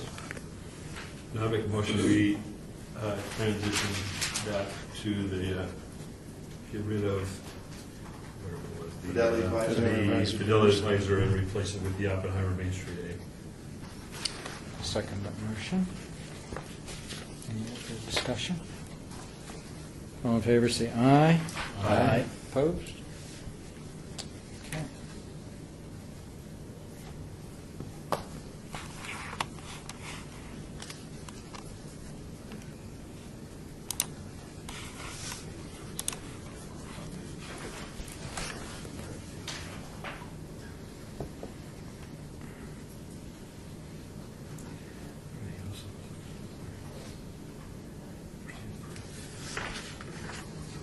Okay, thank you. Moving down, nationwide SP 500 index, 21st last year on the 3-year, improved to 19th, and on the 5-year was 20th, improved to 17th. In the mid-cap space, the Oppenheimer, and there's another proof of the confusion. Oppenheimer Main Street mid-cap was consolidated with the nationwide mid-cap index on July 18th. And on that index, fund last quarter was 45th, improved to 24th, and 5-year improved from 38th to 29th. Here's our large growth funds, T. Rowe Price Blue Chip, ranked 11 and 4. T. Rowe Price Growth Stock, fund 26 and 15. Page 30. JP Morgan Mid Cap Select Growth, 19 and 25th. The UBS Small Cap Growth Fund, 56th percentile for 3-year. Last quarter was 57th. Quarter from that was 11th. So it's trending negative on the 3-year. However, on the 5-year, last quarter was 32nd, improved to 25th. Continue to monitor it slightly below the median. In the foreign large growth, the American Fund Euro Pacific was replaced with the IB International Core Equity. Here's our Thornburg Global Opportunities Fund, ranked 6 and 14.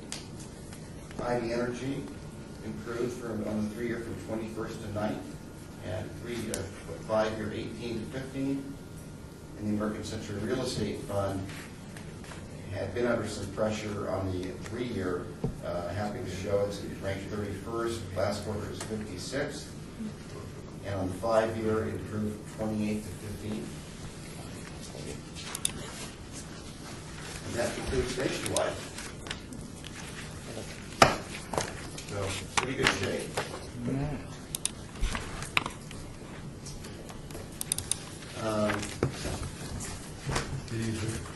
Last agenda item. Close.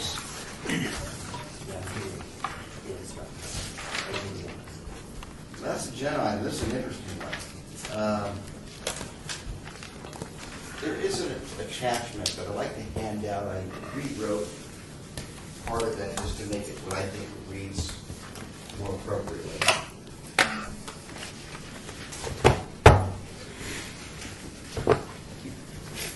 And so this is following up on the discussion that started last quarter. And this is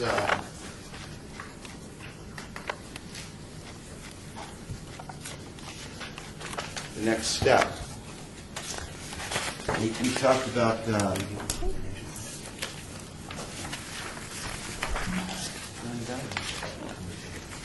and so we talked about the idea that the city of Las Vegas pays Morgan Stanley consulting fees out of their own budget is all well and good, but the fact of the matter is you're the vast minority of the plan sponsors that pay qualified plan fees on your own.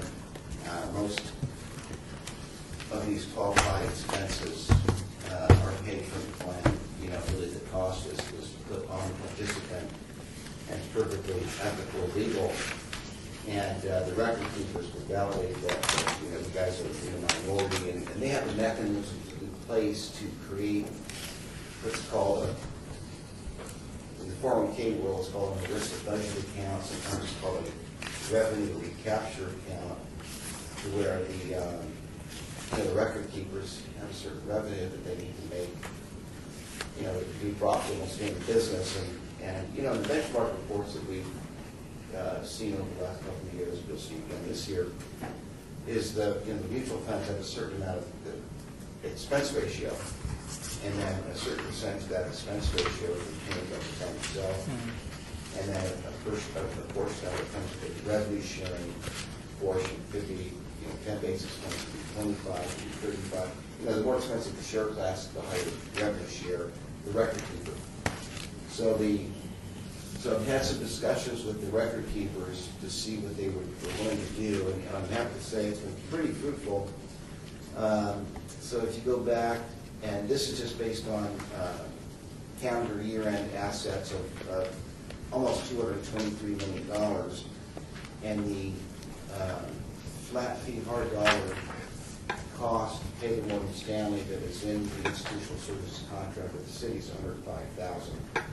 So you do the division, it's less than 5 basis points. So based on the plan total, where Mass Mutual is 64% of the plan assets, 64% of the $105,000 is $67,200. And you can see that, smaller asset level, smaller proportionate of the cost of 105. So going to second page. And this is as of when? Oh, this is, This is as of the last calendar year, right? Yeah. Plan year? yeah. Yeah. Yeah. 12/31. Yeah, and that's where our benchmark reports were based on. And so, basically the dialogue with each record keeper was, listen, the city would like to shift the cost to the plan level. What are you willing to do to accommodate that? Based on the growth of the plan, the value of the relationship. Can you give up some revenue to the record keeper and cover that? Or if you think the pricing is down to the nitty gritty, in order to do that, well, you have to raise the fees to cover that. And so with Nationwide, Marshall Dock comes back. I've got great news regarding the deferred comp plan effective January 2017. Nationwide will be going to a revenue requirement of 30 basis points. The significance of that is that, the benchmark reports, and it's going through these benchmark reports, is it exposes people. And in fact, as Nationwide was overpriced from a record keeping standpoint, and they were at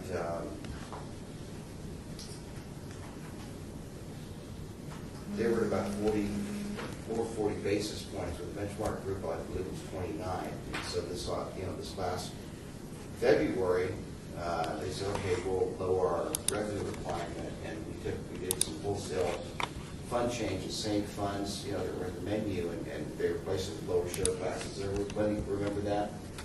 So they essentially got down to about 35 basis points. And so they basically, thought about the relationship and said, we will essentially cover it. So they're going to reduce their revenue requirement from 30 to 35 to 30, and there it is, Nationwide. Now, incidentally to that, he also says they're going to lower the price on the managed account option from 1% to 65 basis points. So that's good. And it's not surprising that Nationwide will be aggressive in this and want to do that. Marshall Dock has been very vocal in his hope to open up Nationwide to all its employees, which isn't scalable over the long run. Obviously, they want to garner more flow, and that there's a bucket of $220 million, and they've only got 31 of it. So they realize they'd like to garner more assets, so they're kind of in a position to be more aggressive. So that's what they're doing. So that's good. That's good news. Moving on to Mass Mutual. Here's where it gets a little dicey. You can talk through these options, and they're all viable options. I think there's one that is probably the clear choice to do it. So right now, considering that 50% of the assets are in the general account with no revenue sharing, and they really make that claim because at a 4% payout rate, there's you can't earn that much. There is no revenue to them. So that the variable funds, in other words, all the funds in the lineup other than the general account, are really covering all the revenue sharing, and that can be quantified in our benchmark reports. We know that. So if we don't do anything, the 4% crediting rate stays. They can And if they don't increase the costs, it's only going to cover 33,600 of the 67,200 we paid. So we're about 50% shy. So the solution one, now they're currently on the old antiquated Hartford record-keeping system. Now, you may sit here and say, well, who cares? What I mean to us as a committee, I can tell you it's antiquated. Mass Mutual bought Hartford and all the assets and liabilities associated. One of them was this record-keeping system. The book of business was on this record-keeping system. And any business Mass Mutual wins today is going to be on their more cutting-edge, robust record-keeping system. Bigger fund list to choose from. I just did these two fund searches for Mass Mutual that you saw today. I've never had such a difficulty. It's not uncommon for me to give Mass Mutual 6 funds to say, what's the lowest share class that up your screen, and they come back with 2 or 3. The other funds aren't available. We could got the building, and it's going to take longer. We're moving fast here, so it's not optimal. So you have to go through a few gyrations to get 3 on the fund lineup that I showed you. So that's not it's not optimal. It'll be much better on the Mass Mutual, but in this regard, they would need to increase the expense ratios, or at least raise the cost to basically 2.5 basis points of additional record-keeping revenue that would generate. And really, this is not a big deal. I don't want to minimize it, but it's really not that big of a deal to think how easy it can be done. So if you're talking about raising the fund expenses so that Mass Mutual wins another 2.5 basis points, again, it's a trade-off of protecting that 4% crediting rate in the general account. And it's always a game with this general account that with 2.5 basis points, you could switch a couple, maybe a few of the funds, and the next share class is probably going to be 25 basis point higher. So on a weighted basis, it's really not that big of a deal. You could, if there's a lot of money in a certain fund, you might be able to do it with 1 or 2 funds that have a lot of money in them and cover that 2.5 basis points on the weighted average. Or you could take a look across the whole lineup and just a few of them. Is that a typo? Which one? What's that? Oh, What you have up there is different than what you yeah, handed that's out. why I handed out. So what That's this why I says handed is 0.00025%. Yeah, That's this not is 2.5 basis points. out. Well, if you divide the, Well, but it's like, do you think there's I think you have, a zero too many? I think you got more than zero, There you go. because you got a Zero percentage, over you here, got a you got- percentage, you got a percentage there. So 0.02% is 2 basis points. What you got here is 0.00025. You got 2 Okay. extra zeros in here, I beg your pardon. right? That's 25,000. Yeah. I beg your pardon. Right. It's Okay. to be, All right. You just- 0.025. That's better. Yeah. Okay, I'm sorry, I just got distracted by that. No, I no, was thank you stuck. for bringing that up. So essentially, that on 75 million, the other half of the plan assets that aren't in the general account.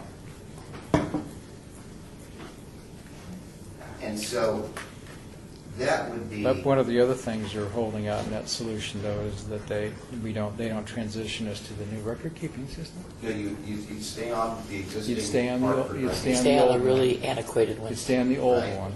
That going back to, the Abrogado, Bob Conley, Mhm. if you ask Vincent Moore, it's the nationwide one and the ICA one are much more friendly for plan sponsors to act with, capabilities, the trading platform, but, you know, I've been working with the Hartford platform and can still do it, but again, you know, you're. It's just funny that they're holding that particular thing hostage.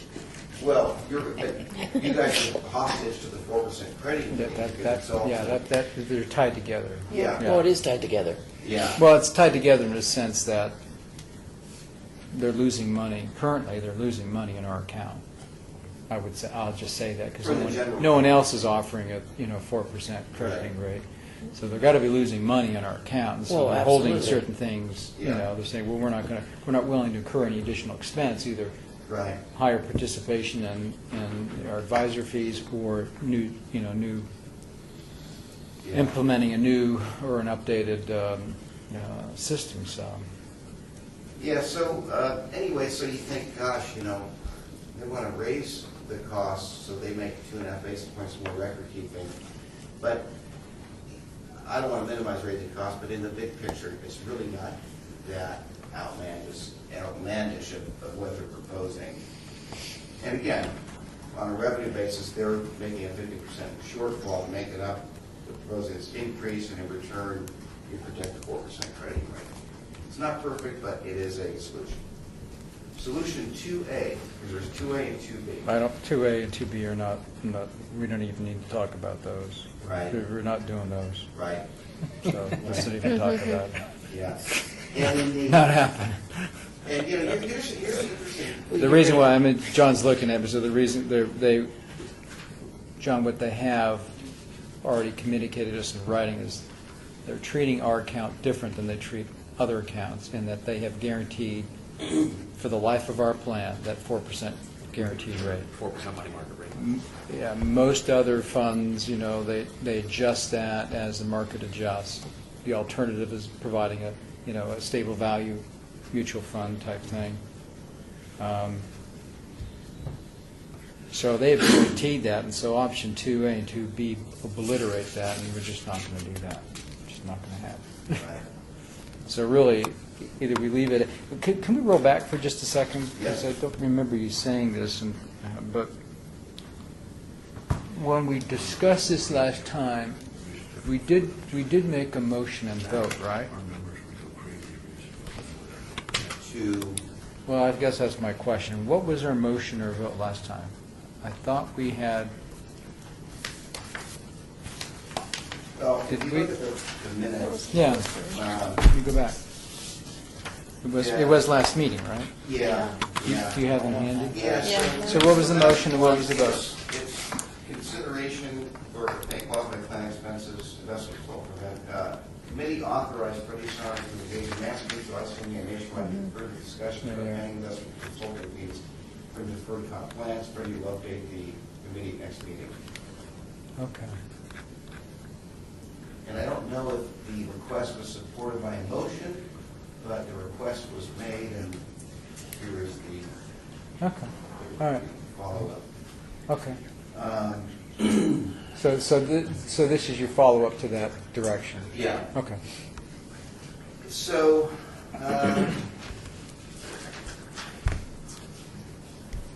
and you know, obviously 2A and 2B involve Yeah.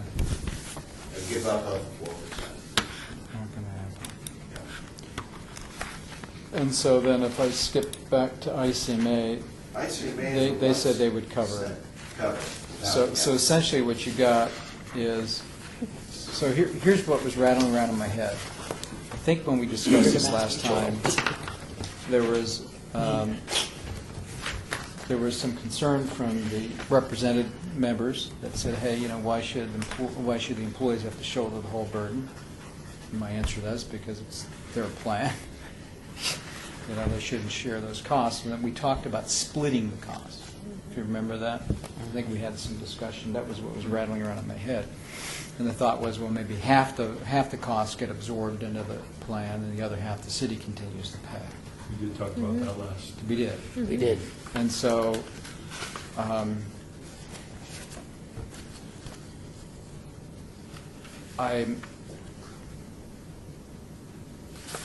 so I guess that was when we gave you the direction, well, let's see what magic Freddie can work. And I mean, actually, you've actually got two opportunities to cover 100% of their share. Nationwide and ICMA will cover 100% of their share. Mass Mutual is balking on picking up the other half. And that's why I say that in my personal opinion, because that 4% deal is the anchor around Right. it's causing all this grief. My thing is because all these people want to have that 4% guarantee, let them pay the increase. If the other two plans are willing to absorb the cost Well, and lower it to take so care of it. solution one actually gets us partly there. What I don't like is I don't like that they're holding us ransom on the record Right. keeping system. That kind of pisses me off. I mean, it's how hard is. I mean, I know it's got to be an effort. I wonder if they'll move off that. If we could move them off that. You know, yeah, you know. I mean, what if you counter and say, well, okay, we're willing to do option one, but you got to convert us to, you got to eventually convert us to the record keeping system. What do you Eventually, think they're they going to have to convert. They're going to have to convert to Parallel. something eventually. I mean, at some point, they won't even be able to maintain the damn thing. Robert Fernary proactively brought up that, hey, you know, I want to bring it, you know, in the next year, if you're wishy-washy, you can't, you know, be certain the day or the time that Yeah. Mass Mutual's going to mandate that all their clients go through a conversion on the new platform. It is a conversion. There's a blackout period, it's an administrative, it's not seamless. I mean, they make it sound seamless, but it's going to. Conversions are never seamless. Yeah. That, I said, okay, so in that mandate, is we still get the 4% credit? And he goes, yes, because we're mandating. I said, but if they want to convert because they want to convert to a better system prior to that, he goes, yes, then then the city would most likely surrender 4%, because you'd be great. Don't you just love that logic? Yeah, That's the part that I don't like is Yeah. that they're They're faster to They always think they have a bring the server word barrel. contract into it. You know, under the current contract, you know, on the current record keeping, so we got this 4% guarantee, you know, the record Well, keeping would be in the contract. If we ever get the double-digit inflation where you know, their crediting rate at 4% is paltry, then we'll jettison them. Under that damn thing. My crazy thought at the moment is, great, you know, Nationwide ICMA willing to cover it, Mass Mutual says we're only willing to cover half of it. It's still a better deal for the city. And, you know, the city would Yeah, but is that be. fair to all the participants that are in Nationwide and And ICMA to pay ICA, 100% of the fee, and the guys who are in Mass Mutual are only paying 50% of the fee? No, I don't. It's not fair at I all. don't think it is. Yeah, I agree. I would say that's not fair. I agree. If the city's willing to pay half for the people that are in the Mass Mutual plan,